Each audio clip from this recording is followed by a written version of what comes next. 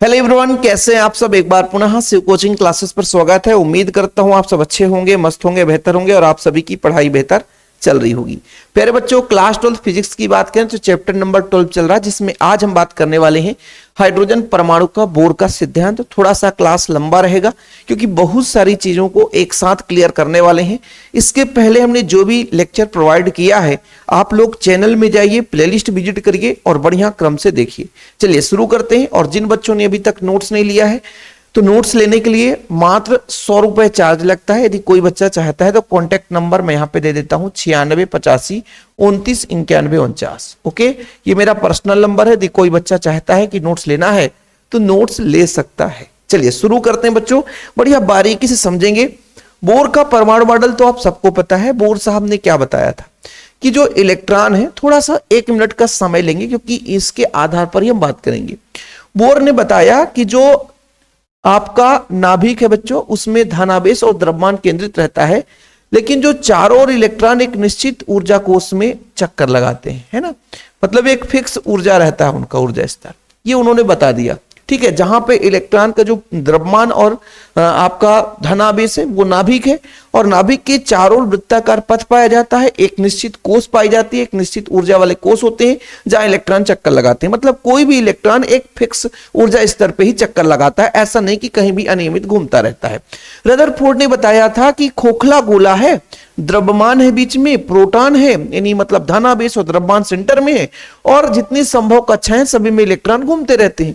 ये रदरफोर्ड ने बताया। रदरफोर्ड की कमियों को दूर करते 1913, जब 1911 में रदरफोर्ड ने दिया था, 1913 में आ गए हमारे बोर साहब, और बोर साहब ने बोला भैया आपका गलत सिद्धांत है। आपने कहा किसी भी संभव कक्षाओं में इलेक्ट्रॉन चक्कर लगा सकता है, ऐसा नहीं है। इलेक्ट्रॉन एक फिक्स ऊर्जा स्तर पे ही चक्कर लगाता है। जैसे आपका बच्चों ये पहला कोष हो गया, क्या हो गया, पहला कोष हो गया n बराबर 1, ये आपका दूसरा कोष हो गया n बराबर 2, ये आपका तीसरा कोष हो गया n बराबर 3, और ये आपका चौथा कोष हो गया बच्चों n बराबर 4। इसको हम K L M N से रिप्रेजेंट करते हैं। मतलब अपना पहला कोष, दूसरा कोष, तीसरा, चौथा कोष, इस तरीके से। अब जैसे मान लीजिए, जैसे कोई कक्षा, स्थायी कक्षा कैसे होता है ना, किसी इलेक्ट्रॉन के लिए स्थायी कक्षा कैसे होता है, तो उन्होंने बताया कि मान लीजिए पहले के लिए बात करते हैं तो इसका कोणीय संवेग जो है, कोणीय संवेग MVR, जो भी इलेक्ट्रॉन उसका कोणीय संवेग है ना, h/2 का पूर्ण गुणज होता है। मतलब NH/2, जहां n बराबर बच्चों 1 2 3 4 ऐसा करके पहला कक्षा हो सकता है। दूसरा कि आपका पहला सिद्धांत उन्होंने क्या बताया कि भाई नाभिक में धनावेश है और द्रव्यमान केंद्रित है, और इलेक्ट्रॉन जो है नाभिक के चारों ओर एक निश्चित कोष पे ही, एक निश्चित ऊर्जा स्तर पर ही इलेक्ट्रॉन चक्कर लगाते हैं। दूसरी बात उन्होंने कहा स्थायी कक्षा वही होगा जिस पर इलेक्ट्रॉन यदि घूम रहा है तो उसका कोणीय संवेग h/2 का समगुणक होगा। तीसरा चीज उन्होंने बहुत इंपॉर्टेंट फैक्ट की बात करी, जिसको आज हम गणितीय व्याख्या के रूप में देखेंगे, कि जब इलेक्ट्रॉन जो है उच्च ऊर्जा स्तर से निम्न ऊर्जा स्तर पर जाता है, जिसमें मैं कहता हूं तो कुछ ना कुछ आपका एनर्जी निकलता है ना, वो एक फोटॉन के बराबर होगा। जैसे मैं कह दिया कि E1 माइनस E2, जहां पे E1 जो है बड़ा है, E1 जो बड़ा है E2 से, यदि E2 बड़ा है तो E2 माइनस E1 करेंगे। कहने का तात्पर्य यदि निम्न ऊर्जा स्तर से उच्च ऊर्जा स्तर पे, उच्च ऊर्जा स्तर से निम्न ऊर्जा स्तर पे यदि कोई इलेक्ट्रॉन जा रहा है, ठीक है, बढ़ता हुआ ऊर्जा कोश है ना, मान लीजिए बाहर से कोई अंदर प्रवेश कर रहा है, जब बाहर से कोई अंदर प्रवेश कर रहा है तो कहीं ना कहीं एनर्जी रिलीज करेगा, वो एनर्जी एक फोटॉन के बराबर होगा, जो कि hν के बराबर होता है। ये सब कुछ आज के इस लेक्चर में काम आने वाला है, इसलिए मैं ये सारा चीज आपको समझा रहा हूं। अब देखो बच्चों, आप लोगों ने पढ़ा भी है कि जैसे मान लीजिए भाई हमारे बोर साहब ने बताया, जैसे आप देखो जब कोई इलेक्ट्रॉन चक्कर लगाता है, इलेक्ट्रॉन क्या करता है, चक्कर लगाता है, तो चक्कर लगाता है तो उसको आवश्यक अभिकेंद्र बल मिलना चाहिए। ये चीज तो आप लोगों ने रदरफोर्ड ने बता दिया था कि इलेक्ट्रॉन जब चक्कर लगाता है तो अभिकेंद्र बल, जैसे भाई ये पूरा घूमता है तो अभिकेंद्र बल लगता है। जैसे मान लीजिए कोई इलेक्ट्रॉन यहां पर है तो इलेक्ट्रॉन पर अभिकेंद्र बल लगता है, जो कि mv²/r है। ये क्या है बच्चों, अभिकेंद्र बल है। क्या है, अभिकेंद्र बल है। ये किसने बता दिया था, ये तो रदरफोर्ड ने बता दिया था, रदरफोर्ड ने बता दिया था। और ये जो अभिकेंद्र बल है वो कहां से मिलता है, तो नाभिक में होता है प्रोटॉन धनावेश और इलेक्ट्रॉन पर ऋणावेश, इनके बीच जो बल लगता है वो कूलाम्ब आकर्षण बल लगता है, स्थिर वैद्युत बल लगता है। वो स्थिर वैद्युत बल इसको क्या करता है, इलेक्ट्रॉन को वृत्तीय मार्ग पर घूमने के लिए अभिकेंद्र बल प्रदान करता है। ठीक है, चलिए कहानी को शुरू करते हैं। इतना सब कुछ आप लोगों ने सीख लिया, मतलब बहुत कुछ बेसिक चीज आप लोगों ने सीख लिया बच्चों। ठीक, मैं इसीलिए कहता हूं बढ़िया प्यार से क्लास को देखो ना, कभी आप लोगों को डाउट नहीं होगा, कभी आप लोगों को परेशानी नहीं होगी, बस थोड़ा सा प्यार से आप लोगों को क्लास देखना पड़ेगा। जैसे मैं कहता हूं कि मान लीजिए हमारे पास आर त्रिज्या का क्या है बच्चों, एक कोष है जहां इलेक्ट्रॉन चक्कर लगा रहा होगा।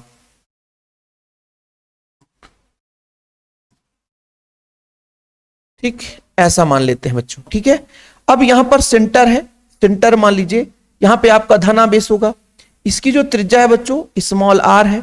यहां पर यदि चाल की बात करें तो चाल कितना है, भी है। माना m द्रव्यमान का एक इलेक्ट्रॉन है, यहां पे एक इलेक्ट्रॉन है बच्चों जिसका द्रव्यमान कितना है, स्मॉल m।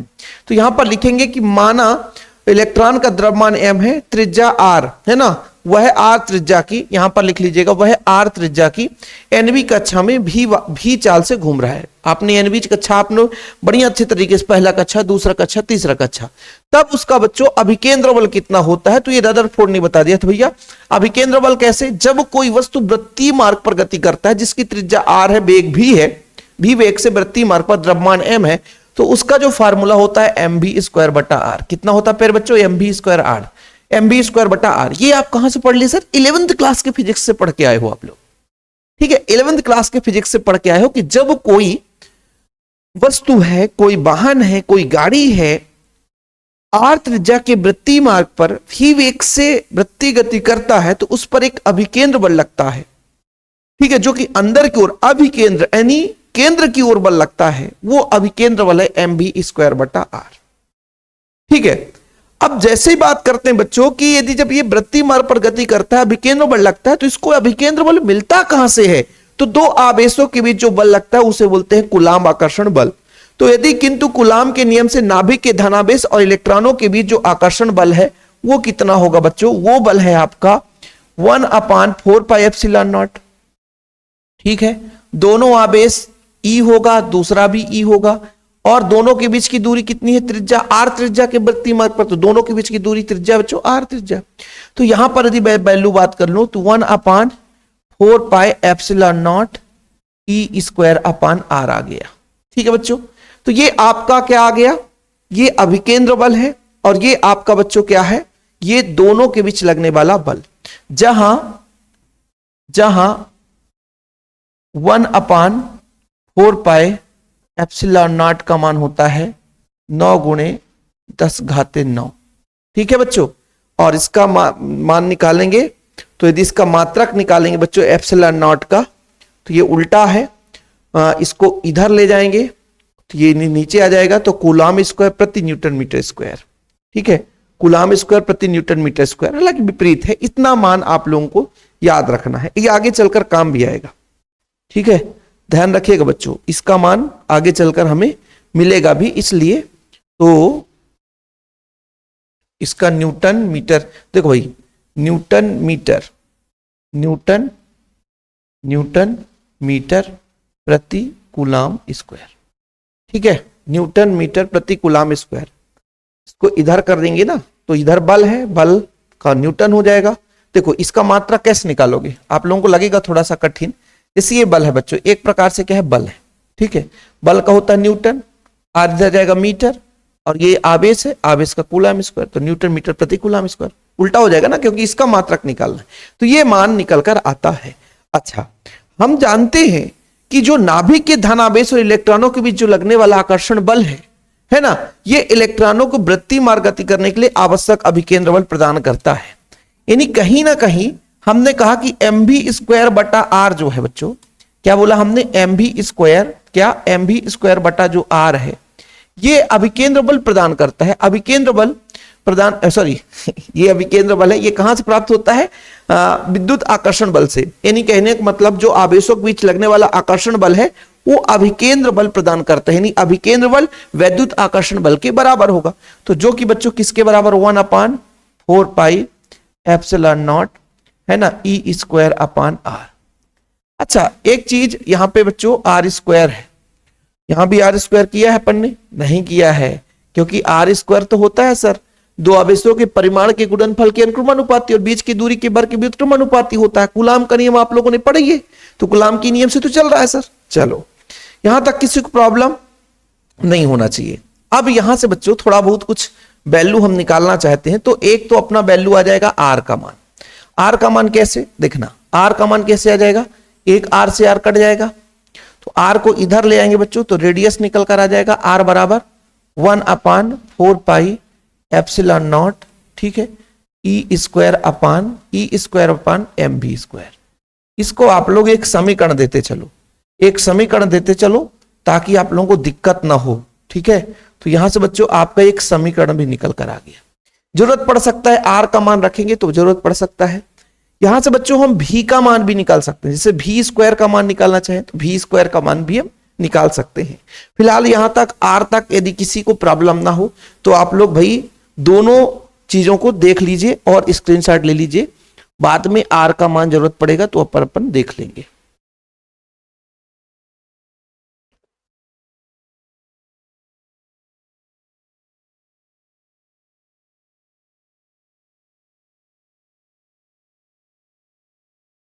ठीक, चलिए एक चीज और यहां पर मैं लिख देता हूं, यदि मैं कह दूं केवल एम बी स्क्वायर बराबर कितना हो जाएगा,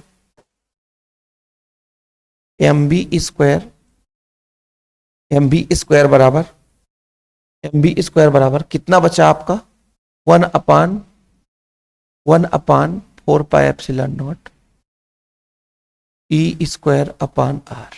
ठीक, तो इसको बच्चों आप लोग एक काम करो, इसको समीकरण 1 इसको दे दो, समीकरण 1 और समीकरण 2 दे दो, ठीक है। अच्छा, आप लोगों ने यह पढ़ा कि कोई कक्षा स्थायी कक्षा कब होता है, कोई कक्षा स्थायी कक्षा कब होता है, जब इलेक्ट्रॉन का कोणीय संवेग, जब इलेक्ट्रॉन का कोणीय संवेग है ना h/2 पाई का पूर्ण गुणज होता है ना। तो चूंकि इलेक्ट्रॉन का कोणीय संवेग, क्योंकि इलेक्ट्रॉन का कोणीय संवेग, इलेक्ट्रॉन का कोणीय संवेग मतलब एम भी आर h/2 पाई का समगुणक होता है। बोलो सर ये आर कहां से निकलेगा, हमने बोला ना कि बड़े प्यार से आप देख लो आर का मान निकल कर आ गया, आर का मान निकल कर आ गया बड़े प्यार से, ठीक है। अब आप लोगों को इसमें दिक्कत है नहीं, ठीक है, अभी थोड़ा आप समझो। अब मैं यदि आपसे कह दूं, थोड़ा समझो कि एन का मतलब क्या है सर, तो अरे यही चीज तो अभी आपको पढ़ा रहा था। एन का मतलब पहला कोष, दूसरा कोष, तीसरा कोष, चौथा कोष, ये तो एन है।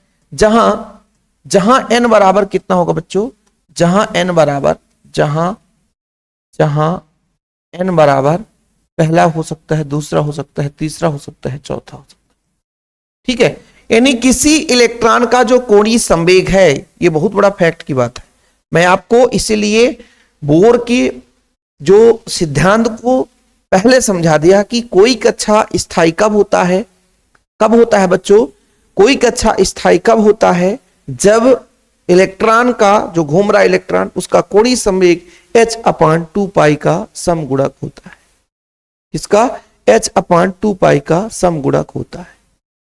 क्लियर, चलिए यहां तक किसी को प्रॉब्लम नहीं होना चाहिए। आगे बात करते हैं बच्चों, नया पेज लेते हैं। चूंकि आप लोगों ने देखा कि एम भी आर बराबर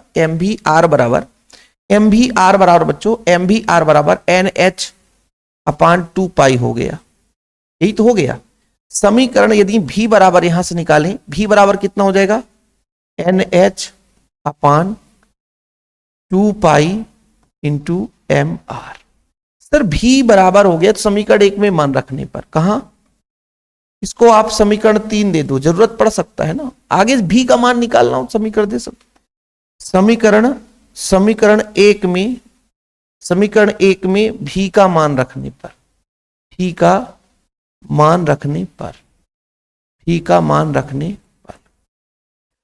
जब समीकरण 1 में भी का मान रखोगे तो समीकरण 1 कितना है, एम बी स्क्वायर बटा आर।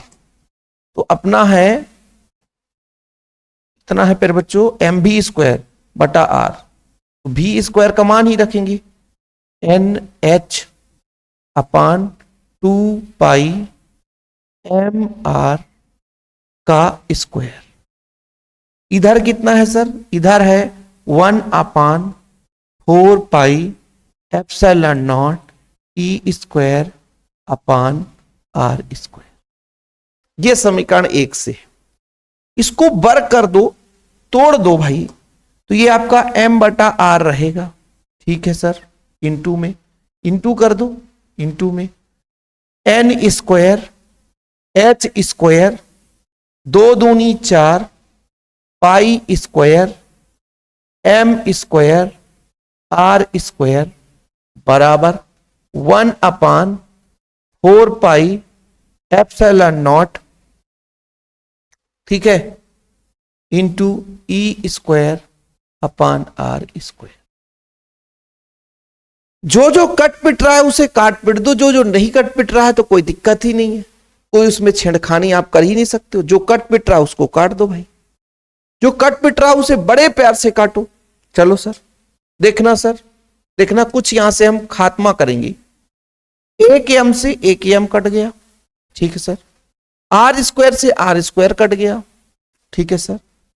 4 से 4 कट गया, एक पाई से पाई कट गया। अब अपना बचा कितना प्यारे बच्चों, जितना बचा उतना प्यार से पहले लिख दो। बचा N square H square upon R बचा सर, और यहां पर एक पाई बचा सर, यहां पर एक एम बचा सर, ठीक है। इधर क्या क्या बचा, इधर बचा अपना E square divide by epsilon naught. बहुत कम बचा यार, बहुत कम बचा। अब मुझे यहां से आर बराबर निकालना है फिर बच्चों। यदि मैं कह दूं यहां से आर बराबर निकालना है, आप लोग आर बराबर निकाल कर बता दो। आर बराबर यहां से निकालना है, आर बराबर आर इधर जाएगा तो ई स्क्वायर इधर आएगा, तो यहां हो जाएगा N square H square epsilon naught इधर जाएगा, ठीक है। और बच्चों ई स्क्वायर यहां आएगा, आर इधर चला गया, तो कितना हो जाएगा पाई एम इंटू ई स्क्वायर। क्या सही आया अपना, सही आया, बिल्कुल सही आया सर, मजा आ गया। मतलब हमारे पास आर बराबर जो आया फिर बच्चों, आर बराबर आया वो आर है क्या, आर आ गया epsilon naught N square H square upon pi M E square, ठीक है, पाई एम ई स्क्वायर, ठीक। ये अपना आ चुका है। यानी जो आपका बच्चों ये क्या निकल कर आ गया, त्रिज्या निकल कर आ गया। यानी कोई इलेक्ट्रॉन वृत्तीय मार्ग पर गति कर रहा है, वो किसके समानुपाती होगा, कक्षा के समानुपाती होगा। यानी बोर के किसी स्थायी कक्षा की जो त्रिज्या है एन स्क्वायर के, देखो ना एन स्क्वायर के समानुपाती होता है। सीधा सीधा आप एन स्क्वायर के समानुपाती कर सकते हो बच्चों, सीधा सीधा एन स्क्वायर के समानुपाती कर सकते हो। यहां पे थोड़ा सा आप लोग समझिएगा, मैं हिंदी लिख देता हूं ताकि किसी बच्चों को प्रॉब्लम ना हो। अतः यहां पे लिख लेता हूं बच्चों, इसको आप समीकरण जो भी देना हो, आर निकल कर आ गया ना, तो समीकरण 3 था बच्चों, समीकरण 4 दे देता हूं। अतः बोर के अनुसार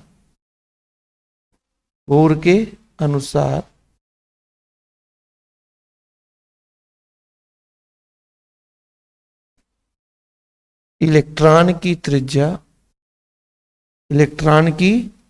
त्रिज्या, कोई भी इलेक्ट्रॉन हो सकता है बच्चों, इलेक्ट्रॉन की त्रिज्या एन स्क्वायर की समानुपाती होता है। क्यों बच्चों, क्योंकि यदि पूरे को नियतांक मान लें, देखिएगा पूरे को नियतांक मान लें, ठीक है, तो आर समानुपाती हो जाएगा एन स्क्वायर, ठीक है, आर समानुपाती हो जाएगा एन स्क्वायर, ठीक है। जहां हमने ये बात कही, जहां हमने इस तरीके से इसको r बराबर ऐसे रिप्रेजेंट कर दिया कि epsilon naught H square upon pi M E square, इसको बच्चों ऐसा करके एन स्क्वायर लिख दिया, जहां जहां जहां epsilon naught H square upon pi M E square एक नियतांक, क्या है, एक नियतांक। और क्वेश्चन में सीधा आता है कि सिद्ध कीजिए कि बोर के अनुसार इलेक्ट्रॉन की त्रिज्या एन स्क्वायर के समानुपाती होता है। तो आप लोग आसानी से लिख दे कि स्थायी कक्षा की त्रिज्या, बोर के अनुसार इलेक्ट्रॉन की त्रिज्या यानी स्थायी कक्षा की त्रिज्या जो है एन स्क्वायर के अनुक्रमानुपाती होती है। इलेक्ट्रॉन की त्रिज्या बोर के अनुसार स्थायी कक्षा की त्रिज्या, और थोड़ा सा है ना, स्थायी कक्षा की त्रिज्या, इसके बच्चों स्थायी कक्षा की त्रिज्या, स्थायी कक्षा की त्रिज्या, स्थायी कक्षा की त्रिज्या यहां पे लिख लोगे तो और अच्छा रहेगा। स्थायी कक्षा की त्रिज्या किसके बच्चों, बोर के अनुसार स्थायी स्थायी कक्षा की त्रिज्या, स्थायी कक्षा की त्रिज्या, ठीक है, स्थायी कक्षा की त्रिज्या, स्थायी कक्षा की यहां पे लिख देना, कक्षा की त्रिज्या एन स्क्वायर के समानुपाती होता है। तो यदि क्वेश्चन आ गया कि सिद्ध कीजिए कि स्थायी किसी इलेक्ट्रॉन की स्थायी कक्षा की त्रिज्या एन स्क्वायर के समानुपाती होता है, तो कहानी कहां शुरू होगा बच्चों, यहां से शुरू होगा। पहला स्टेप हो गया, दूसरा स्टेप ये अपना हो गया, तीसरा स्टेप ये हो गया। अभी कहानी खत्म नहीं हुआ है, आज हम थोड़ा सा क्लास लंबा चलाएंगे, है ना। अभी 20 मिनट में बहुत कुछ हुआ है, अभी आगे होगा, ठीक है। आज 1 घंटे का क्लास तो मिनिमम चलेगा ही चलेगा। और आप लोग जो बच्चे मैसेज करते हैं, सोचते हैं कि तुरंत रिप्लाई नहीं आता है, तो ऐसे ही कारण हो जाते हैं कि जैसे हम लेक्चर बना रहे होते हैं तो आप लोगों को नोट्स लेना ही रहता है, तो नोट्स के चार्ज 100 रुपए रहता है।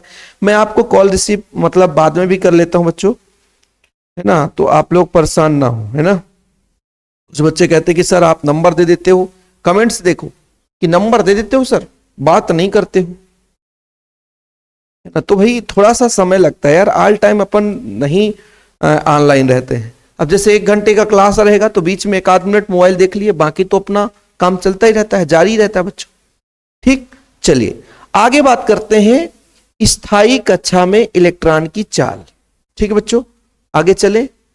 स्थायी कक्षा में इलेक्ट्रॉन की आवृत्ति है, बट आप लोग एक पेज में हेडिंग लगा लो, स्थायी कक्षा, क्या, स्थायी कक्षा, स्थायी कक्षा, स्थायी कक्षा में इलेक्ट्रॉन की चाल भी निकालना है बच्चों, इलेक्ट्रॉन की चाल। स्थायी कक्षा में इलेक्ट्रॉन की चाल, तो ये कहां से आएगा सर, यानी भी का मान निकालना है पहले बच्चों, भी का मान, भी का मान जैसे आप कहोगे ये भी बराबर, तो इतने में काम नहीं होगा, इसमें त्रिज्या का भी मान रखना पड़ेगा। इसमें जैसे आपने आर का मान निकाला, तो इस आर का मान यहां पे रख दो तो चाल निकल कर आ जाएगा। समीकरण जो 3 है और जो समीकरण 4 है, जैसे आप लोग आर है बच्चों, ये भी है, इसका वैल्यू यहां पे पुट कर दो समीकरण 3 और 4 से, तो आपका आर का मान निकल कर आ जाएगा, बड़े प्यार से निकल कर आ जाएगा। समीकरण 3 और 4 से आर का मान निकाल के रख दो, तो जैसे देखना बच्चों, समीकरण 3 व 4 से, कहां से लेकर चलूंगा, समीकरण 3 व 4 से, समीकरण 3 व 4 से, समीकरण 3 व 4 से, तो भी बराबर, समीकरण 3 देखना कितना है बच्चों, NH अपान 2 पाई m, देखना बड़े प्यार से समझना, NH अपान 2 पाई m, 1/r का मान निकालना है। 1/r का मतलब है जैसे यहां r है और 1/r लगाना है, तो इसका व्युत्क्रम कर देंगे, समझो ना भाई क्या बोल रहा हूं। 1/r मुझे यहां पे रखना है, क्योंकि यहां पे देके रखा है 1/r, 1/r है ना, मतलब r नीचे न रखकर 1/r लिखे, सीधा यहां r है, यहां 1/r है, तो इसका व्युत्क्रम करेंगे, खत्म ना बाबू, ठीक है, समझने की कोशिश करिएगा। यहां पे r है, हमें 1/r का रखना, तो इसका व्युत्क्रम पाई m e स्क्वायर, क्या हो जाएगा बच्चों, पाई m e स्क्वायर। रटना ही नहीं है, एक दूसरे से रिलेशन आता चलेगा, रटना ही नहीं है, यदि रटोगे तो काम गड़बड़ हो जाएगा। यहां पे बच्चों अपना कितना है, epsilon naught N square H square, ये अपना है। ठीक, एक एच से एच कैंसिल हो रहा बच्चों, तो एच से एच काट दो, जो भी कट रहा है तो काट दो, जो भी कट रहा है तो काट दो। जैसे पाई से पाई कट गया, एक एन से एन कट गया, और एक एच से एच कट गया। एक ही कट रहा है, दोनों नहीं कट रहा है। और एम से एम कट रहा है, एम से एम कट रहा है। यानी भी बराबर अपना आ गया कितना, ऊपर बचा केवल ई स्क्वायर, और नीचे क्या बचा, 2। यहां पर बचा एप्सिलॉन नॉट एन एच। यानी सीधा सीधा बच्चों स्थायी कक्षा की त्रिज्या यदि मैं कुछ इस तरीके से कर दूं, देखना थोड़ा अच्छे समझ से समझिएगा। यहां पे भी बराबर यदि मैं E square upon 2 epsilon naught H करके इसको ब्रैकेट लगा दूं और 1/n कर दूं, तो कक्षा के किस तरीके से रिलेशन में है, जो चाल है बच्चों वो कक्षा के व्युत्क्रमानुपाती होता है। इन जितना दूर चलेंगे इलेक्ट्रॉन का चाल उतना ही कम हो जाएगा। ये आप लोगों का संबंध निकल कर आ गया। और इसको आप समीकरण कितना तक पहुंच गए थे बच्चों, समीकरण कहां तक पहुंच गए थे, समीकरण अपना 4 तक पहुंचे थे। इसको आप समीकरण 5 दे दो।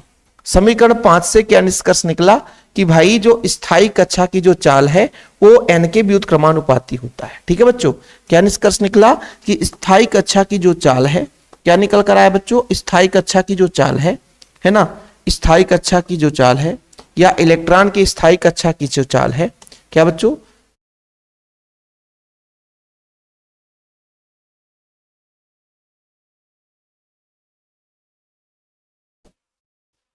अतः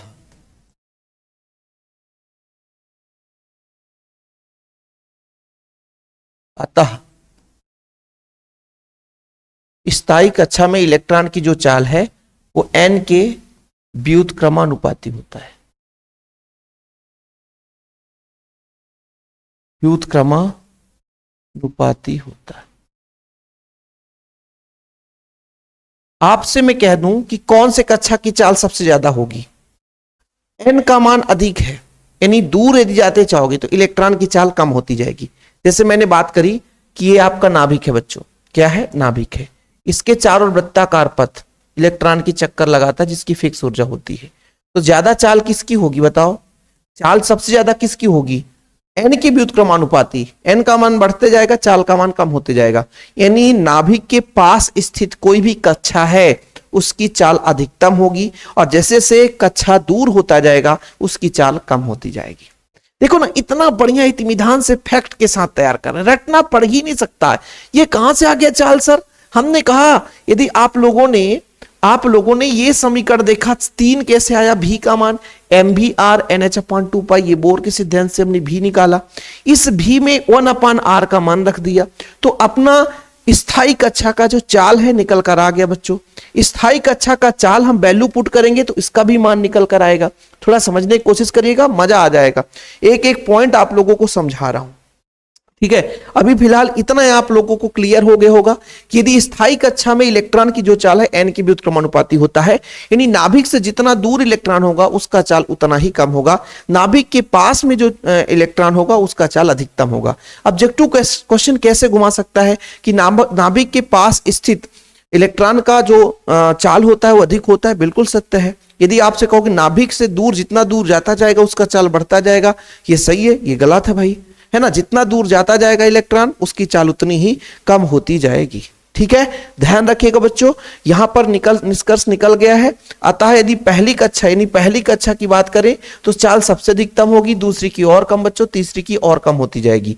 यानी मैं आपसे कह दूं कि पहली कक्षा की चाल, अतः पहली कक्षा की चाल सबसे अधिक होती, अतः पहली कक्षा जो स्थायी कक्षा बच्चों, तो पहली कक्षा की जो चाल है, पहली कक्षा की जो चाल है वो सबसे अधिक होगी। क्या होगी, सबसे अधिक होगी। क्या होगी बच्चों, सबसे अधिक होगी। अब बताओ यदि किसी बच्चे को प्रॉब्लम हो यहां पे तो बता दो। इस फार्मूले से निकल कर आ चुका है, बोले सर ठीक है कोई दिक्कत नहीं है, अपने पास अपना जो v का मान निकल कर आया बच्चों, कितना निकल कर आया सर, e²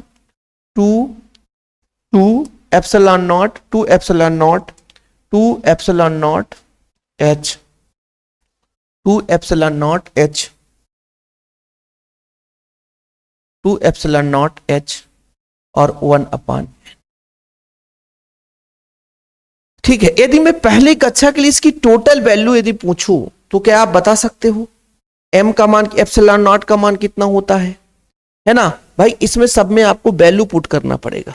अब जब वैल्यू पुट करोगे बच्चों तो आप लोगों को मान निकल कर प्राप्त हो जाएगा, समझ रहे ना। जैसे मैं यहां पे थोड़ा सा c का गुणा करता हूं तो v बराबर हो जाएगा c बराबर c का गुणा करूंगा ऊपर नीचे भी, ये अपना 2 epsilon not, oh my God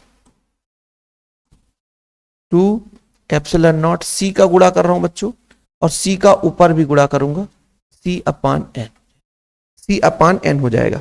अब इसमें जब पूरा वैल्यू निकालूंगा, इसका जो पूरा वैल्यू, इसका पूरा वैल्यू e का मान होता है 1.6 गुणे 10 घाते माइनस 19, एप्सिलॉन नॉट का मान बच्चों 8.85 गुणे 10 घाते माइनस 12 है ना, c 3 गुणे 10 घाते 8 मीटर पर सेकेंड, h प्लांक नियतांक है, इसका मान आपको 6.63 गुणे 10 घाते माइनस 14 होता है। ये आप लोगों जब वैल्यू पुट करोगे तो इसका मान आएगा 1/137, 1/137। बोलो सर कैसे? कैलकुलेशन हम आपको यहां पे नहीं कराएंगे, आप लोगों को बता देता हूं बच्चों। जैसे ई का मान कितना होता है 1.6 गुणे 10 घाते माइनस 19 कूलाम है ना, माइनस 19 कूलाम। ठीक है, फिर बच्चों आप लोगों को एप्सिलॉन नॉट का मान क्या होता है 8.85 गुणे 10 घाते माइनस 12 है ना, और इसका मात्रक हो जाएगा, इसका मात्रक मैं आपको बता दूं तो कूलाम स्क्वायर प्रति न्यूटन मीटर स्क्वायर। ठीक, ये हो जाता है बच्चों। और यदि h प्लांक नियतांक है, पहले c का मान बताओ, c का मान होता है 3 गुणे 10 घाते 8 मीटर पर सेकेंड। फिर बच्चों h का मान है 6.63 गुणे 10 घाते, इसकी वैल्यू -34 होती है लगभग है ना, -34 सही है, -34 जूल सेकेंड। इनका जब पूरा वैल्यू पुट करोगे बच्चों तो ये जो वैल्यू है E square upon 2 pi epsilon naught C H का मान होता है 1/137। ठीक है, तो यानी भी का मान हो जाएगा बच्चों 1/137 है ना, सी अपान एन। ठीक है, ये एक है बच्चों, ये आप लोगों का वैल्यू पुट हो चुका है 1/137 सी/n। ये आ गया बच्चों भी। यदि पहली कक्षा के लिए हम बात करें, ठीक है, तो पहली कक्षा के लिए कितनी ऊर्जा होगी सर? पहली कक्षा के लिए है ना, यदि आप लोग कह दो कि पहली कक्षा के लिए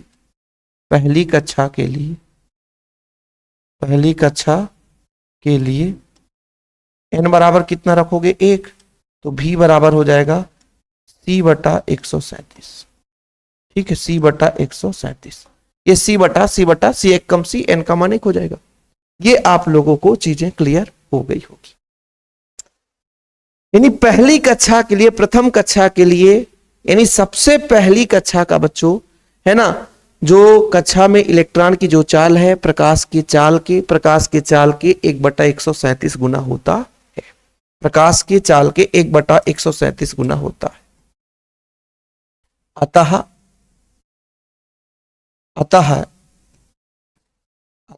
पहली कक्षा में इलेक्ट्रॉन की जो चाल है प्रकाश के चाल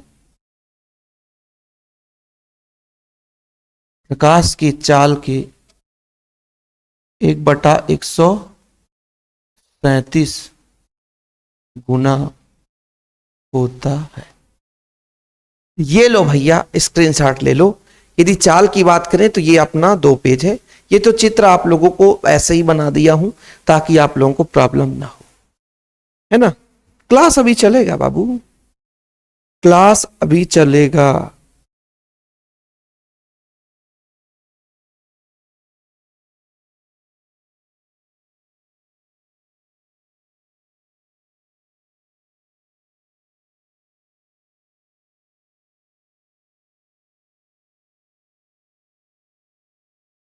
ठीक, चले आगे की ओर। फिर बच्चों क्लास अभी आधे घंटे की हुई है, अब आगे बात करेंगे बच्चों स्थायी कक्षा में इलेक्ट्रॉन की आवृत्ति। आवृत्ति का मतलब क्या होता है? इकाई सेकंड, इकाई समय में कितने बार कंपन कर रहा है। इसको भी स्क्रीनशॉट ले लिए आप लोग। चलिए स्थायी कक्षा में इलेक्ट्रॉन की आवृत्ति, आवृत्ति का मतलब होता है इकाई सेकंड में कितने बार आवृत्ति कर, कितने बार घूम रहा है। कोई इलेक्ट्रॉन चक्कर लगा रहा है तो इकाई सेकंड में कितने बार वो चक्कर लगा रहा है, वो उसकी क्या कहलाती है? आवृत्ति कहलाती है। ठीक है, चलिए मजा आएगा। किसी नाभिक के चारों ओर स्थायी कक्षा में इलेक्ट्रॉन द्वारा प्रति सेकंड लगाए गए चक्रों की संख्या उसकी आवृत्ति कहलाती है। आवृत्ति कहलाती है भी और ओमेगा बराबर, बताओ बच्चों, ओमेगा भी बराबर ओमेगा आर, यानी उसके कोणीय आवृत्ति, कोणीय चाल, रेखीय वेग, यानी रेखीय चाल हो गया और कोणीय चाल, इन दोनों में क्या संबंध होता है बच्चों? तो भी बराबर होता है ओमेगा आर। ठीक है, भी बराबर क्या होता है? Omega R. ठीक, चलिए तो भी बराबर कितना होता है? रेखीय चाल और कोणीय चाल, ओमेगा आर। ओमेगा बराबर क्या होता है सर? ओमेगा बराबर होता है, ओमेगा बराबर होता है 2 पाई न्यू, जहां न्यू क्या है? आवृत्ति है, तो भी बराबर हो जाएगा 2 pi nu R. Sir R का मान कहां से निकलेगा? इसी में तो लोचा होता है। सर आर क्या है? स्थायी कक्षा के लिए त्रिज्या कहां से निकालेंगे? तो आपने भी इसके पहले क्या निकाला है? त्रिज्या निकाला तो है, स्थायी कक्षा के लिए त्रिज्या। सर कहां से निकलेगा मुझे समझ में नहीं आ रहा है। एक काम करते हैं, इसके लिए अपन त्रिज्या के लिए अपन वैल्यू देखते हैं कि कहां से निकल सकता है। देखना भैया, समीकरण हमने दे रखा है, समीकरण यहां पर देख लो आर का मान। ठीक है, ठीक है, समीकरण आप लोग देख सकते हो, यहां पे बच्चों अपन वैल्यू पुट कर सकते हैं डायरेक्ट। ऐसा हो सकता है क्या? आर का मान रख दें तो हमें क्या निकालना है सर? हमें निकालना है क्या? आवृत्ति निकालना है। हमें आवृत्ति निकालना है, सबसे पहले तो हमें आवृत्ति निकालना है। 1 मिनट, हमें सबसे पहले आवृत्ति निकालना है। आवृत्ति को भैया, आवृत्ति को रहने दो, आवृत्ति को रहने दो, भी अपान 2 पाई आर कर दो, भी अपान 2 पाई आर कर दो, क्योंकि हमें क्या निकालना है? आवृत्ति निकालना है। क्या निकालना है? आवृत्ति निकालना है बच्चों, 2 पाई आर। ठीक है, 2 पाई आर रहने देते हैं, तो अपना हो जाएगा आवृत्ति हो जाएगा। अब हम कौन से समीकरण से निकालें? कौन से समीकरण से निकालने प्यारे बच्चों? जैसे अपना देखना, थोड़ा सा चलते हैं। भी बराबर कितना अपने पास? भी बराबर कितना है? भी बराबर कहीं पे है क्या? ये भी बराबर है। ये जो समीकरण है, समीकरण हमने दिया ही नहीं इसमें यार, यही तो समस्या हो जाता है। समीकरण हमने दिया ही नहीं भी बराबर में। समीकरण देना चाहिए सर, समीकरण देना चाहिए। तो समीकरण कौन सा दे दें बच्चों? समीकरण अपना 4 था, ये समीकरण 5 है, यहां पे आप 5 दे दो। हाँ, अब भी का मान रखते हैं डायरेक्ट, आर का मान रखते तो भी वही आता, भी का मान रखते तो भी वही आएगा। ठीक, चलो तो न्यू बराबर हो जाएगा भी इंटू 1 अपान 2 पाई आर। समीकरण 5 से, समीकरण 5 से भी का मान रखने पर, भी का मान रखने पर, भी का मान रखो। समीकरण 5 कहां भाई? समीकरण 5 कहां है? समीकरण 5 दिया आपने, भी बराबर है ई स्क्वायर अपान, क्योंकि स्थायी कक्षा के लिए चाल है ना, स्थायी कक्षा के चाल से ही भी का मान रखेंगे, स्थायी कक्षा के ही चाल से भी का मान रखेंगे। तो भैया E square upon 2 epsilon naught NH।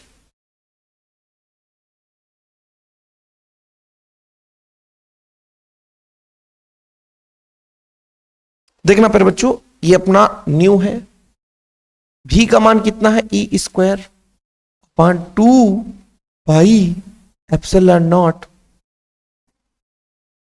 2 epsilon naught NH into 1 upon 2 pi R. थोड़ा समझ लेना, नहीं तो गड़बड़ ना हो भाई, गड़बड़ ना हो। थोड़ा सा यहां पर देख लेते हैं अपन, E square upon 2 epsilon naught NH। सही है। अब इसमें गुणा भाग करो, जो भी गुणा भाग कट पिट जाए बच्चों वो सही है, और नहीं कट रहा है तो अच्छी बात है। न्यू बराबर एप्सिलॉन नॉट तो कट नहीं रहा सर, यहां पे 2 दूनी 4, पाई है तो पाई, एप्सिलॉन नॉट है, एच है, आर है, हाँ, n है, हाँ n भी कर दिया अपन, n भी अपन ने कर दिया और इसको समीकरण 6 दे देते हैं, जरूरत यदि कहीं पड़ जाए तो फिर दिक्कत हो जाएगी। स्थायी कक्षा के लिए बात कर रहे हैं। अब ये आवृत्ति है भाई, आवृत्ति है, यदि मैं इसको नियतांक मान लूं तो आवृत्ति भी किसके समानुपाती होता है, n के समानुपाती होता है। यानी जितना n के व्युत्क्रमानुपाती होता है, उल्टा है भाई। यानी n का मान बढ़ाते जाएंगे आवृत्ति कम होगा, मतलब जो सेंटर पे है, नाभिक के पास में जो कक्षा है ना, n का मान जो कम है मतलब पास में है, तो उसकी आवृत्ति, उसके इलेक्ट्रॉन की आवृत्ति ज्यादा होगी क्योंकि ज्यादा घूमेगा। चाल ज्यादा होगी तो निश्चित ही आवृत्ति ज्यादा होगी, क्योंकि इकाई समय में कितनी बार कंपन करे, कितनी बार घूम रही है।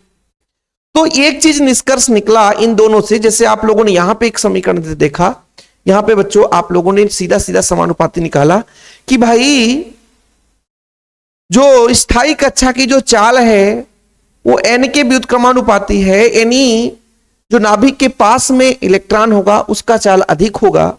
और सेम निष्कर्ष यहां पे निकल कर आ रहा बच्चों कि स्थायी कक्षा की जो आवृत्ति है वो n के व्युत्क्रमानुपाती है, यानी पास वाले नाभिक के पास वाले कक्षा की जो आपके बच्चों आवृत्ति है वो अधिकतम होती है। क्लियर, समझ में आ गया, कोई दिक्कत तो नहीं है। चलो इतना कंप्लीट, स्क्रीनशॉट ले लो। अब आगे बात करेंगे बच्चों, आगे की कहानी देखेंगे। स्थायी कक्षा में इलेक्ट्रॉन की ऊर्जा देखेंगे बच्चों, स्थायी कक्षा में इलेक्ट्रॉन की ऊर्जा कितनी होती है।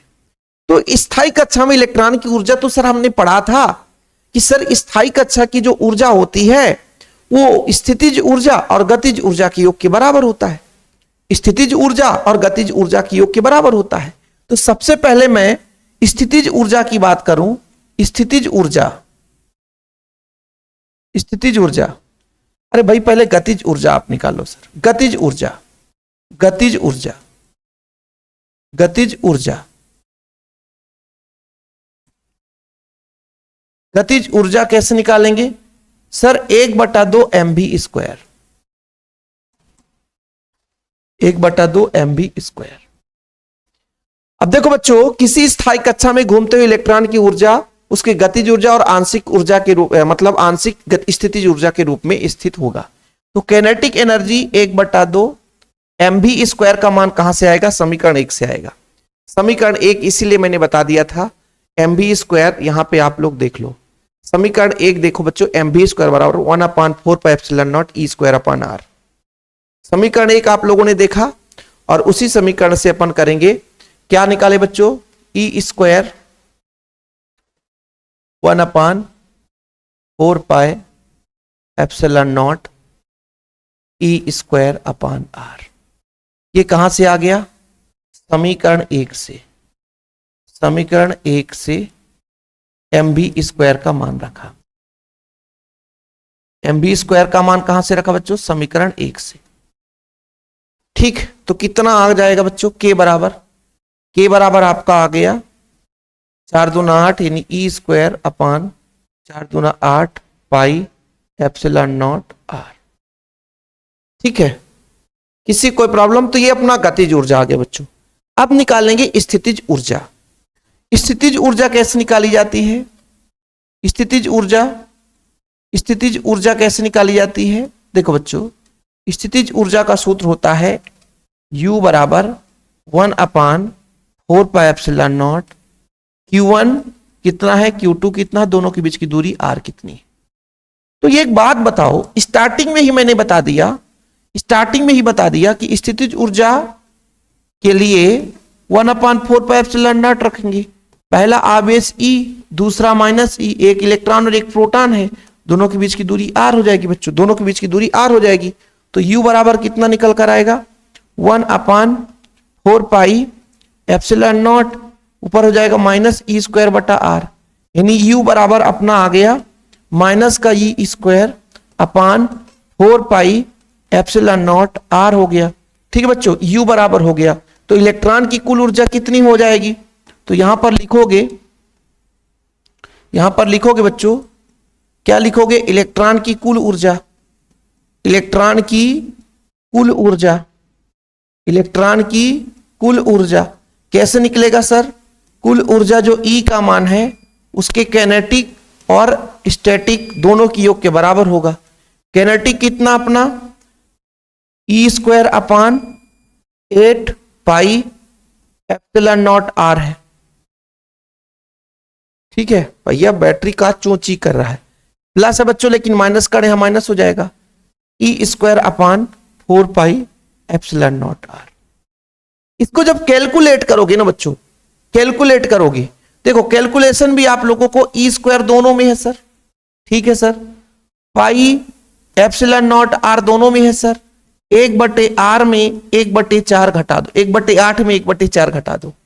अब आप लोग यदि कैलकुलेशन करना नहीं सीखे हैं तो जरा थोड़ा गौर करिएगा। यहां पे 1/8 में 1/4 घटाएंगे बच्चों, 8 और 4 का एलसीएम 8 होता है, 8 में 8 कैंसिल हो जाएगा, 1 बचेगा, 1 1 कम 1, 4 का 8 में भाग देंगे 2 आएगा, 2 1 कम 2, यानी -1/8 आता बच्चों। कैलकुलेशन करना नहीं आता तो फिजिक्स तो आपको समझ में आ ही नहीं रहा होगा, खत्म कहानी, मेरे को इतना पता है। तो कुल मिलाकर बच्चों ये कितना दे रहा, -1/8, तो -e²/8 pi epsilon naught R. जी हाँ, इसको हमने पहले भी कराया है थ्योरम में, रदरफोर्ड के आधार पर ये इलेक्ट्रॉन की कुल ऊर्जा निकल कर आई थी, जिसको अपन समीकरण 6 के बाद समीकरण 7 दे देते हैं। समीकरण ये 7 दे देते हैं बच्चों। ये आ गई किसी भी कक्षा में इलेक्ट्रॉन की कुल ऊर्जा की बात कर रहे हैं, है ना, ये कुल ऊर्जा की बात हो गई। थोड़ा सा समझने की कोशिश करिएगा, आर का मान रखेंगे तो वैल्यू और कुछ हो जाएगा। ठीक है, जैसे भैया ये समीकरण 7 में आर, भैया टोटल अभी किसी भी कक्षा के लिए बात करेंगे तो एन का मान तो है ही नहीं है, तो आर का मान और रख देते हैं। आर का मान रख दो प्यारे बच्चों, कहां से रखेंगे सर? तो आर का मान अपन देखते हैं कहां से रखेंगे। देखिएगा, आर का मान यहां से रखेंगे, आर का मान यहां से रखेंगे। ये देखो जरा, आर का मान अपने पास इतना है, लेकिन वहां पे 1/r है, तो इसको उल्टा करके लिखेंगे, जैसे एक बार और कर चुके हैं अभी इसी थ्योरम में। आर का मान है, इसको हम उल्टा करके लिखेंगे बच्चों, है ना, इसको उल्टा करके लिखेंगे। कौन से समीकरण से? समीकरण 4 से रखेंगे। कौन से समीकरण से? समीकरण 4 से। समीकरण 4 से किससे बच्चों? समीकरण 4 से। किससे कर रहे हैं? समीकरण 4 से आर का मान रखने पर। समीकरण 4 से, समीकरण 4 से 1/r का मान रखने पर, मान रखने पर देखो ना, उसको उल्टा करके लिखेंगे। क्या करेंगे? उल्टा करके लिखेंगे। जैसे अपने पास ये कितना आ जाएगा देखना बच्चों, E बराबर हो जाएगा -e² है, ठीक है सर, 8 पाई है, ठीक है सर, एप्सिलॉन नॉट है, ठीक है, गुणा में R का अपन क्या करेंगे? उल्टा करके लिखेंगे। तो समीकरण 4 कहां पे है अपन देख लेते हैं। समीकरण 7 है और ये समीकरण 4 है बच्चों। हाँ, तो पाई m(e²) हो जाएगा, पाई m(e²) upon pi m(e²) upon pi m(e²) upon epsilon not n² h²। जो कट पिट जाए तो अच्छी बात है, जो ना कटे तो भी अच्छी बात है। हालांकि कुछ तो कटेगा, जैसे पाई से पाई कट जाएगा सर, एप्सिलॉन नॉट तो कट ही नहीं रहा, एक और एप्सिलॉन नॉट आ गया। तो यहाँ पे एप्सिलॉन नॉट था ना, तो एप्सिलॉन नॉट स्क्वायर हो जाएगा। इसमें कोई डरने की बात नहीं है कि सर कैसे करेंगे, गड़बड़ हो गया। और ई का पावर तो अपना हो गया 4, ई का पावर अपना हो गया 4, यानी भाई ई का मान तो जबरदस्त आ रहा है, माइनस आ रहा है, एक एम बचा, ई का पावर 4 हो गया, 8 है तो 8 है, एप्सिलॉन नॉट है तो इसका स्क्वायर, एन का स्क्वायर और एच का स्क्वायर। बड़ा खतरनाक आ रहा है भाई। एन का मान 1 2 3 रखेंगे, लेकिन एप्सिलॉन नॉट का मान 8.5 × 10 घाते -12, एच का मान 6.63 × 10 घाते -34, एम का मान भैया अपना वो इलेक्ट्रॉन का द्रव्यमान है, इतना लंबा चौड़ा। ई का मान 1.6 × 10 घाते माइनस, है ना, -19 होता है। बाकी एम का मान तो आपको पता है 9.1 × 10 घाते -31। यानी इनका सबका वैल्यू पुट करेंगे तो अच्छा खासा लंबा चौड़ा वैल्यू आएगा। आप कहोगे सर इतना लंबा आज थ्योरम पढ़ा रहे हो कि हमारा बुद्धि काम नहीं कर रहा है ना। आज हम खुद तैयार करके हैं कि भाई आप लोगों को चौचक चलाएंगे आज, तब आप लोग समझोगे कि सर कुछ तो गड़बड़ है, इतना लंबा चौड़ा क्लास करने में बस की बात नहीं है, क्योंकि भाई मैराथन क्लास तभी तो मजा आएगा। ठीक है, आप लोग m का मान बता दो। 9.1 × 10⁻³ किलोग्राम, यही तो होता है। एक आवेश का मान E का मान कितना है? 1.6 × 10⁻19 कूलम। ठीक है सर। एप्सिलॉन नॉट का मान कितना होता है? 8.85 × 10⁻12 × 10⁻12 और न्यूटन मीटर स्क्वायर प्रति कूलम स्क्वायर। ठीक है, नहीं तो गड़बड़ हो गया। एप्सिलॉन नॉट इधर आएगा तो कूलम स्क्वायर प्रति newton metre square, coulomb square प्रति न्यूटन मीटर स्क्वायर, यही किया था ना यहाँ पे। हाँ, तो फिर पता चला एक जगह दूसरा कर दो। और अपना और क्या भैया, और क्या है? h का मान है सर, h का मान है 6.63 × 10⁻34 जूल सेकेंड। और कुछ भी है?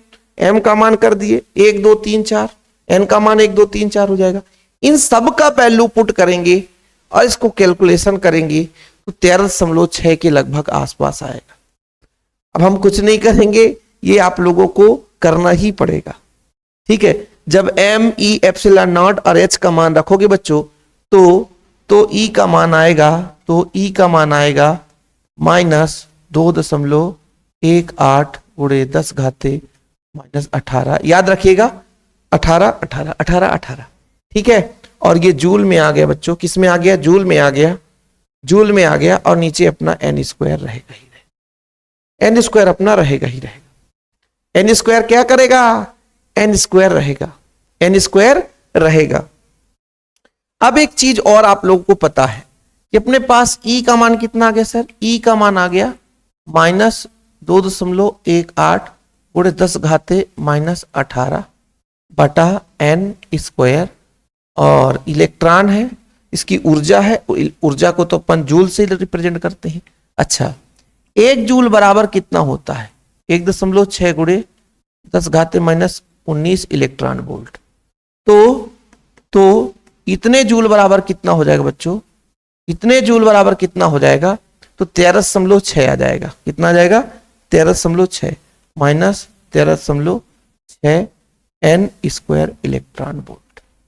1 जूल बराबर इतना, तो इतने के लिए इसका अपन क्या करेंगे? भाग देंगे। 1 जूल बराबर इतना, तो इसके लिए अपन क्या करेंगे? एक इसका भाग दे देंगे, तो इसमें इसका भाग दे देंगे तो अपना इलेक्ट्रॉन वोल्ट आ जाएगा। और ये कहानी में ट्विस्ट आया होगा, कई बार ऑब्जेक्टिव क्वेश्चन पूछा जाता है, बच्चों, कई बार, एक बार नहीं, कई बार। किसी स्थायी कक्षा के लिए ऊर्जा के लिए जो फार्मूला है E बराबर -13.6 बटा n स्क्वायर इलेक्ट्रॉन वोल्ट हो गया। ये आप लोगों के लिए ऋण चिन्ह किस बात का प्रतीक है? ऋण चिन्ह ये बताता है कि ये जो ऊर्जा है वो नाभिक की ओर लगा रहता है, नाभिक की ओर बद्ध रहता है बच्चों। ठीक है बाबूजी, आज का क्या क्लास खत्म करें? क्लास खत्म कर दें? क्लास इतना जल्दी खत्म नहीं कर देंगे।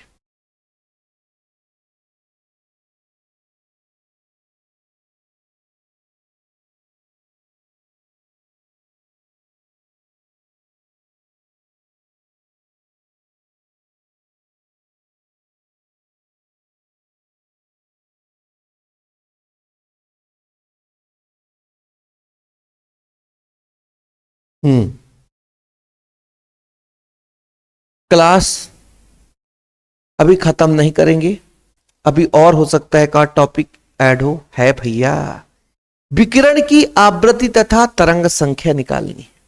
विकिरण की आवृत्ति तथा तरंग संख्या निकालनी। यदि ये चीज आप लोगों ने समझ गया तो फिर मान लीजिए काम हो गया। सबसे पहले फिलहाल E1 का मान यदि आपसे मैं बोल दूं कि E बराबर कितना है, तो समीकरण 7 से समीकरण जब 8 में पहुंचते हैं तो यहां से बच्चों आपका E बराबर निकल कर आता है। ठीक, चलिए आगे बात करते हैं बच्चों। ये चीज आप लोग याद रखिएगा, ये फार्मूला बहुत काम का चीज है। इसको आप समीकरण 8 के बाद आप समीकरण 9 दे दो, ये बहुत ज्यादा काम का चीज है बच्चों, आप लोगों को इसको याद करना चाहिए। चलिए आगे बात करते हैं। जब इलेक्ट्रॉन किसी उच्च कक्षा से निम्न कक्षा में जाता है, बोर का तीसरा नियम था कि जब उच्च कक्षा से निम्न कक्षा में जाता है तो वो क्या करता है, ऊर्जा मुक्त करता है जो कि 1 फोटान के बराबर होता है। ठीक है, अंतर के विकिरण के रूप में उत्सर्जित होता है जो कि बच्चों 1 फोटान के बराबर होगा। जो एच न्यू जो होगा वो किसके बराबर हो जाएगा, E1 माइनस E2। ठीक, जैसे माना कि जब इलेक्ट्रॉन E2 से ऊर्जा वाले कक्षा E1 में जाता है, संक्रमण करता है, मतलब अधिक वाले में से कम वाले में जाता है, E2 से में E1 में जाता है। किससे जाता है, E2 में से E1 में जाता है। तो बोर के परमाणु मॉडल से एच न्यू बराबर कितना हो जाएगा, एच न्यू बराबर हो जाएगा E2 माइनस E1। ठीक, किंतु हम समीकरण कौन सा लेकर चलेंगे, किंतु देखना बच्चों समीकरण कौन सा प्रयोग करेंगे, समीकरण अपन लेकर 8 से चलेंगे।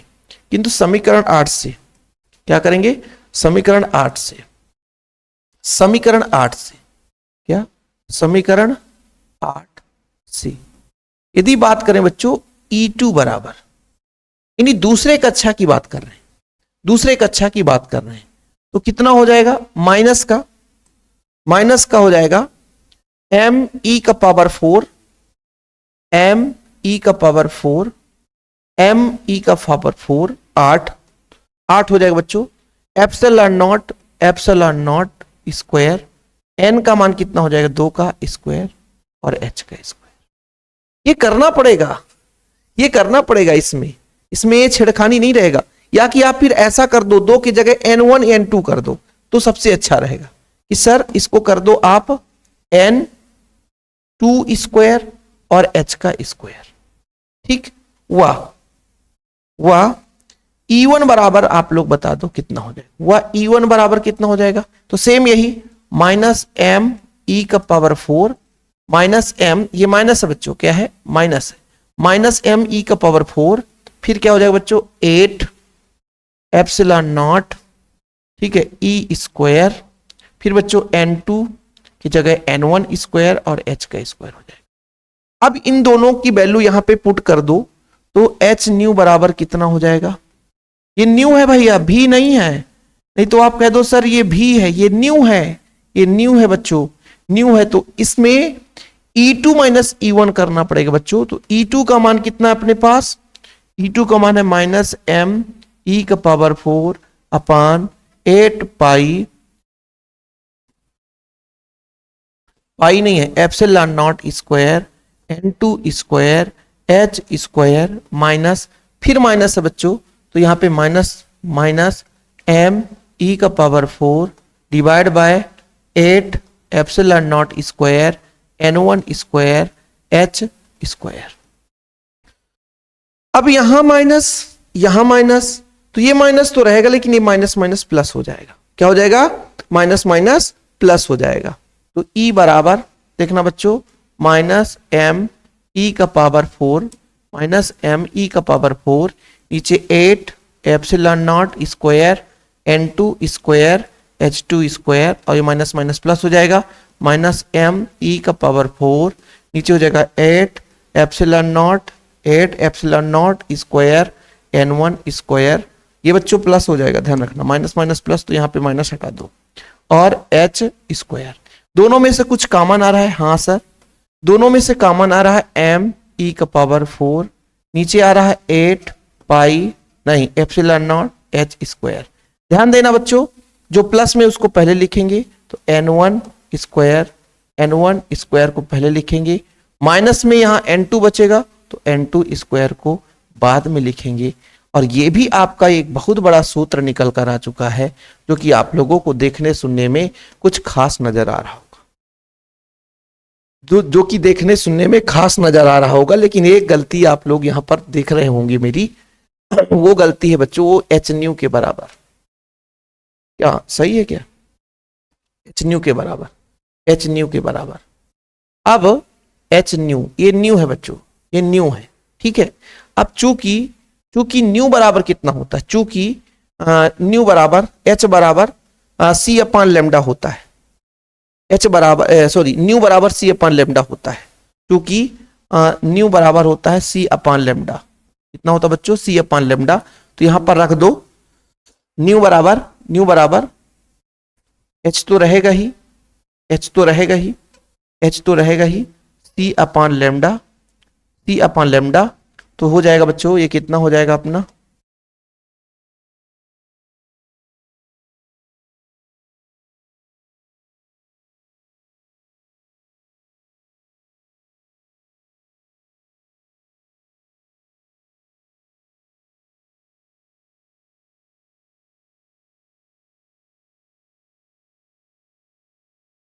ठीक।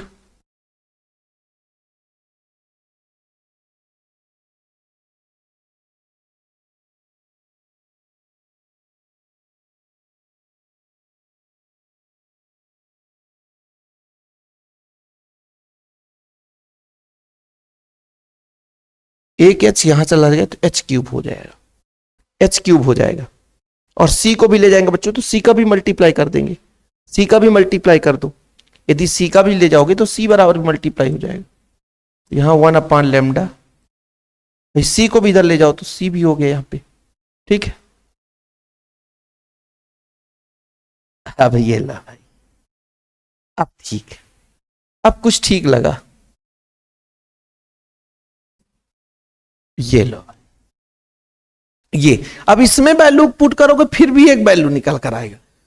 यदि आप सोचो कि इसका पूरा मान रखूं तो एक नियतांक है बच्चों, एक नियतांक है, ये पूरा का पूरा नियतांक है। इस नियतांक को अपन क्या करते हैं, इसको अपन एक नियतांक मानकर चलेंगे कि 1 अपॉन लेमडा बराबर 1 अपॉन लेमडा बराबर आर कर देते हैं, और यहाँ 1 अपॉन n1 का स्क्वायर माइनस 1 अपॉन n2 का स्क्वायर हो गया, जहां जहां जहां आर बराबर m e का पावर 4, जहां आर बराबर बच्चों, जहां आर बराबर m e का power 4 8 epsilon naught square C H is cube, एक नियतांक, एक नियतांक। और एक नियतांक है भाई तो इसमें आप वैल्यू पुट कर लेना, वैल्यू पुट कर लेना, एक नियत वैल्यू है, फिक्स माना जाएगा, ठीक बच्चों। एक वैल्यू पुट कर लेना जिसका मान कितना आता है, जिसका मान आता है, जिसका मान जानते हैं कितना आता है, चलिए इसका मान लिख देता हूं बच्चों, जिसका मान है जब वैल्यू पुट करोगे तो इसका मान निकल कर आता है 1.03 गुणे 10 के घात 7 मीटर इनवर्स, या 1.097 इंटू 10⁻7 मीटर इनवर्स। ये लो भैया आपकी कहानी आज की ट्विस्ट आ गई है। इस तरीके से बच्चों आप लोग तरंगदैर्ध्य भी निकाल लेंगे, आगे चलकर पढ़ोगे ना, इसलिए लाइमर श्रेणी के लिए तरंगदैर्ध्य के लिए फार्मूला, फिर बच्चों बामन श्रेणी के लिए, वास्टन श्रेणी के लिए, ब्रैकेट के लिए, फुंड के लिए, तो वो इस लेक्चर में से आप लोगों को बहुत कुछ सीखने को मिलेगा। मतलब अभी 12 पेज हो चुके हैं और उम्मीद करता हूं कि आप लोग ये सारी चीज अच्छे तरीके से कर लेंगे। ओके, फिलहाल अभी के लिए इतना ही। वीडियो पसंद आए तो लाइक करके शेयर जरूर करना बच्चों। जय हिंद, वंदे मातरम।